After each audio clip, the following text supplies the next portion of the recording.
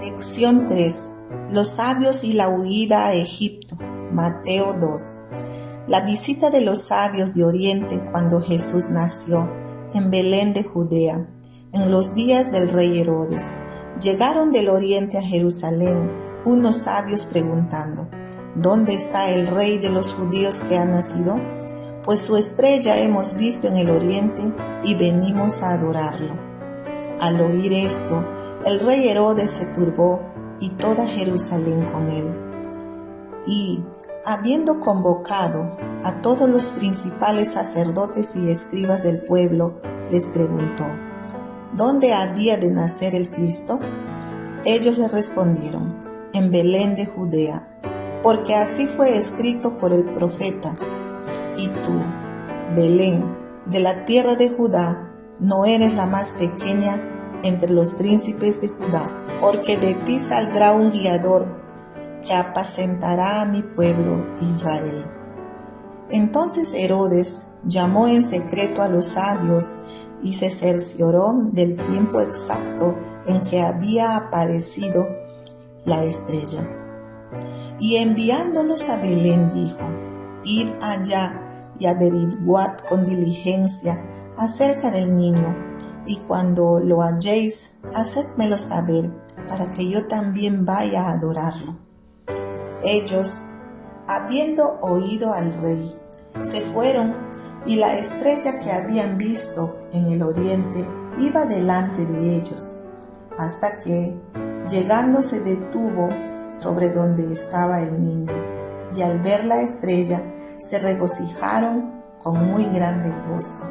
Al entrar en la casa, vieron al niño con María, su madre, y postrándose lo adoraron. Luego, abriendo sus tesoros, le ofrecieron presentes: oro, incienso y mirra. Pero siendo avisados por revelación en sueños que no volvieran a Herodes, regresaron a su tierra por otro camino. Mateo 2, 1-12. Los artistas con frecuencia pintan a los sabios, magos en otras versiones, adorando al niño Jesús con los pastores en el establo de Belén. Es un cuadro bello, pero contradice los hechos que Mateo ha anotado para nosotros. No conocemos los nombres de esos hombres. La tradición los llama Melchor, Gaspar y Baltasar. Ni cuántos eran, ni de dónde procedían con exactitud, ni precisamente cuándo llegaron. Sabemos que llegaron unos meses después del nacimiento de Jesús, porque Jesús ya había sido circuncidado y presentado en el templo, y María y José vivían ahora en una casa en Belén, no en el establo. Los registros seculares dicen que el rey Herodes murió en el año 4 a.C. Eso indicaría que Jesús pudo haber nacido en el año 5 o 6 a.C. Según nuestro calendario, los sabios o magos que se mencionan aquí eran una clase de sacerdotes, astrónomos y astrólogos, consejeros influyentes en el rey, muy probablemente en Babilonia. Algunos estaban involucrados en varias prácticas ocultas durante los 70 años de la cautividad de los judíos en Babilonia, 586-516 a.C. Daniel fue el jefe de la casta de los magos, y seguramente aprendieron de él acerca del Mesías que esperaban los judíos. También tuvieron oportunidades de aprender lo que los profetas de Israel habían predicho sobre el Mesías. Tomaron muy en serio esas promesas y creyeron en el Dios de Israel. De otra manera, muy difícilmente hubieran podido emprender el largo y peligroso viaje para ir a buscar y adorar a Jesús. La estrella que los siguió fue una creación especial de Dios. No se parecía a las otras estrellas, ni se desempeñaba como ellas. no resultan satisfactorios los intentos para explicarla como una conjunción de los planetas Júpiter, Saturno y Marte, o como un meteoro o una cometa.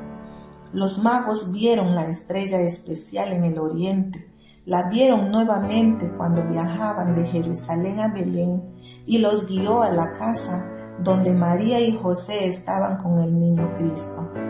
¿Cómo supieron los magos que esa estrella especial significaba que el Mesías había nacido? Todo lo que podemos decir es que Dios se lo reveló. Mateo 2, 1, 12. En la profecía de Balaam, de que saldrá estrella de Jacob, Números 24, 17, la estrella es el Mesías, no es un cuerpo celeste que anunciaba su nacimiento. Era natural que los magos fueran a Jerusalén, que era la capital. Esperaban que allí todos supieran del nacimiento del Mesías y se sorprendieron cuando preguntaron y no recibieron información. Después de un tiempo, el rey Herodes oyó acerca de los magos y lo que buscaban. Para entender la reacción traicionera y después violenta de Herodes, debemos saber algo sobre este hombre. Y los registros seculares cuentan todavía más de lo que quisiéramos saber. Herodes el Grande era edomita o idumeo, descendiente de Esaú, por lo tanto, no era verdaderamente israelita. Fue el primero de varios Herodes, guerrero, hábil y capaz, orador y diplomático durante la gran hambruna del año 25 a.C. Fundió algunos de los elementos de oro del palacio con el fin de conseguir dinero para ayudar a los pobres. Construyó teatros y pistas de carreras para el entretenimiento del pueblo en el año 19 a.C. Comenzó a reconstruir el templo, que después fue conocido como el Templo de Herodes. También construyó la ciudad portuaria de Cesarea y la fortaleza de Masada, donde en el año 73 después de Cristo, cerca de 1000 judíos se suicidaron para evitar que los romanos los capturaran. Herodes en realidad fue uno de los grandes constructores de la historia de los judíos, tal vez el más grande desde el rey Salomón. También fue cruel, no tuvo piedad y fue celoso. Había ahogado al hermano de su esposa, Aristóbulo, el sumo sacerdote. Después pretendió llorar su muerte durante el magnífico funeral que organizó. Mandó matar a su esposa, Marián, así como a la madre de ella y a 3 de sus hijos. Muy poco antes de su muerte, puso presos a los más distinguidos ciudadanos de Jerusalén y dio orden de que fueran ejecutados en el momento de que él muriera. De esa forma, se quiso asegurar de que habría lamentos en la ciudad a la hora de su muerte, porque sabía que de otro modo solo habría regocijo entre la población. Mateo 2, 1, 12. Por eso es fácil ver por qué Herodes se turbó al oír las noticias del nacimiento de Jesús, que era llamado Rey de los Judíos. A pesar de que estaba cerca del final de su vida, murió en el año 4 a.C. Se sintió amenazado por el informe de un rey recién nacido, y como toda Jerusalén sabía lo violento que podría ser Herodes, el pueblo se turbó cuando él se enojó. Cuando Herodes reunió a los expertos en las escrituras del Antiguo Testamento, inmediatamente le dijeron que Belén de Judá era el lugar donde nacería el Mesías. El profeta Miqueas lo había predicho claramente. Miqueas 5:2. Aunque Belén era una aldea pequeña y mediocre, Dios la había escogido como el lugar donde había de nacer su hijo, el Mesías. El pueblecito de Belén obtendría una distinción que la ciudad más grande sobre la tierra nunca podría alcanzar. La hipocresía de Herodes engañó a los magos. Ellos le creyeron cuando les pidió que le informaran después de encontrar al niño en Belén. Aparentó que quería adorar también al recién nacido rey. En realidad, quería usar a los magos para que le ayudaran a localizar e identificar al niño Cristo y así poder destruir con facilidad esta amenaza a su autoridad. Con la guía de la estrella especial, los magos localizaron al niño Cristo junto con María y José en una casa de Belén. Lo adoraron y le presentaron regalos costosos. Podemos ver un rico simbolismo en los 3 regalos. El oro precioso sugiere realeza, porque Jesús era el rey de los judíos. El incienso nos recuerda la deidad de Cristo. El incienso se usaba normalmente en la adoración en el templo y su humo aromático que se elevaba a los cielos simbolizaba las oraciones del pueblo agradables a Dios que ascendían a su trono. La mirra simboliza la humanidad de Jesús y señalaba su sufrimiento y su muerte. Era una resina aromática que se usaba en perfumería y en el embalsamiento. Servía de anestésico cuando se mezclaba con vino. Por eso los soldados romanos le ofrecieron a Jesús vino mezclado con mirra cuando estaba colgado en la cruz. Marcos 15:23. Pero él se negó a beberlo. Mateo 2:1-12. Ese fue el simbolismo que vemos en los regalos de los sabios. No podemos decir en qué medida ellos, en esa época, entendieron el simbolismo que ahora resulta tan claro para nosotros cuando vemos los regalos que le llevaron al niño Cristo. Quizás solo quisieron darle al niño Jesús los regalos más especiales que pudieron llevar de su patria. Cuando Dios les advirtió en un sueño, los magos no regresaron a Herodes en Jerusalén. Tomaron una ruta diferente para regresar a casa y el niño Cristo fue protegido de la ira asesina de Herodes. La huida a Egipto. Después que partieron ellos, un ángel del Señor apareció en sueños a José y le dijo: levántate, toma al niño y a su madre y huye a Egipto.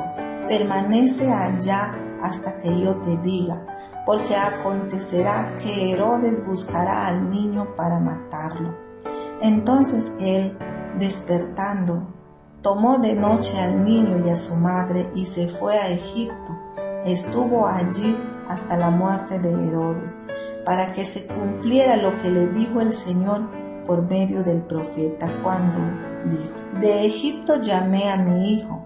Herodes entonces, cuando se vio burlado por los sabios, se enojó mucho y mandó matar a todos los niños menores de 2 años que había en Belén y en todos sus alrededores, conforme al tiempo indicado por los sabios.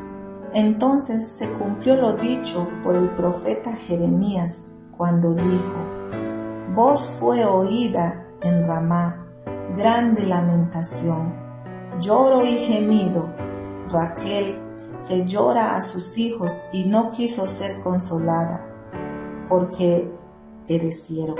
Belén estaba como a 2 horas de camino de Jerusalén. Por lo tanto, podemos suponer que los sabios llegaron allí el mismo día que hablaron con Herodes. Mateo 2:13-18. Es posible que hubieran salido de Belén esa misma noche, antes de la madrugada, como salieron también José y María y el niño Cristo. Así que en la mañana, tanto los sabios como la pequeña familia de José se habían ido sencillamente. En Belén nadie podía decir dónde estaban, porque nadie lo sabía. Después de todos los problemas y los sufrimientos que tuvieron los israelitas en Egipto antes del Éxodo, podía parecer que ese era un lugar extraño para que José y María fueran con el niño Cristo. Sin embargo, no era nada raro. Ante todo, debemos darnos cuenta de que Egipto había sido tradicionalmente un lugar de refugio. Abraham había ido a Egipto durante una época de hambre, Génesis 12:10.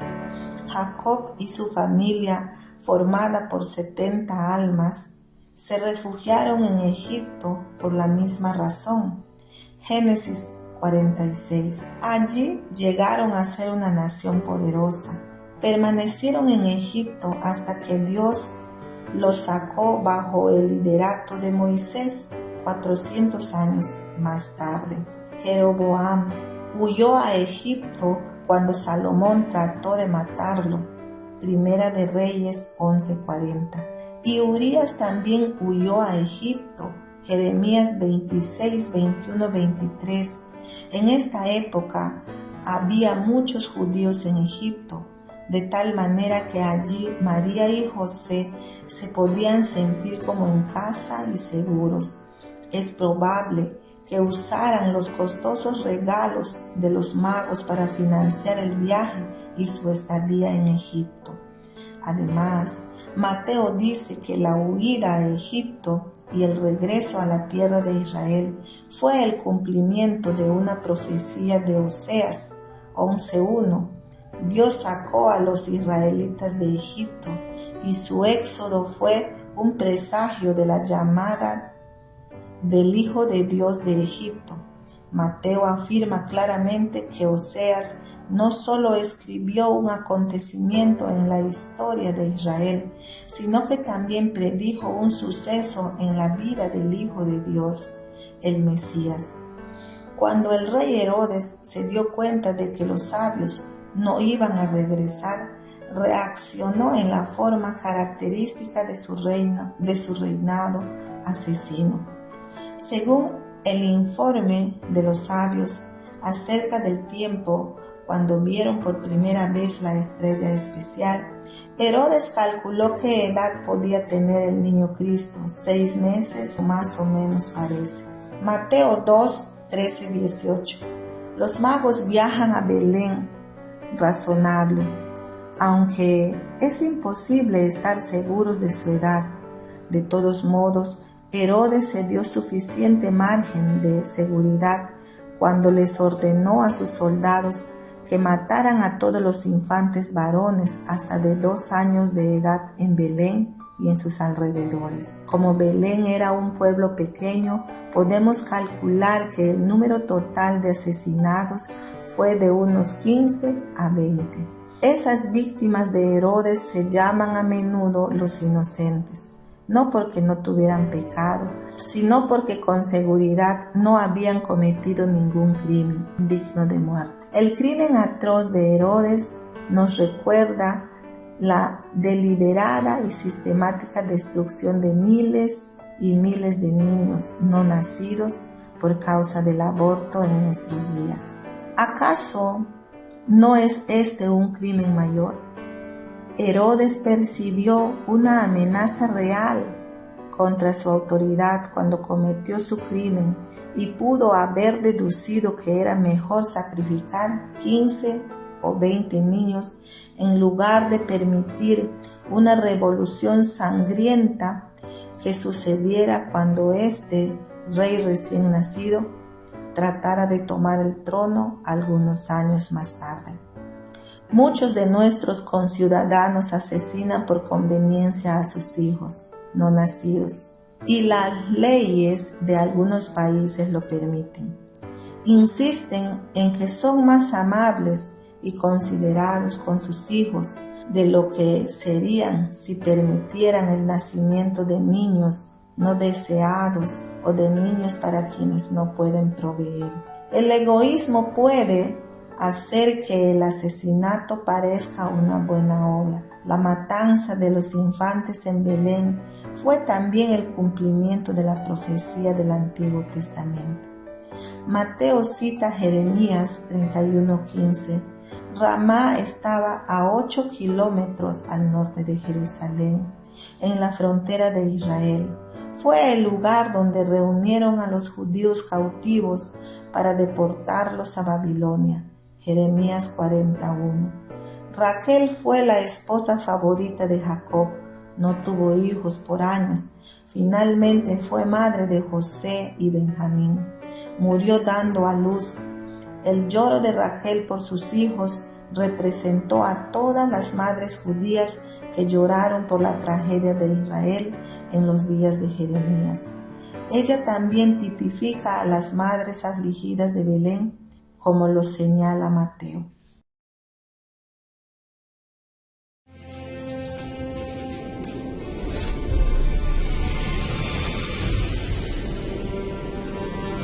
Academia Cristo, aquí tu paz.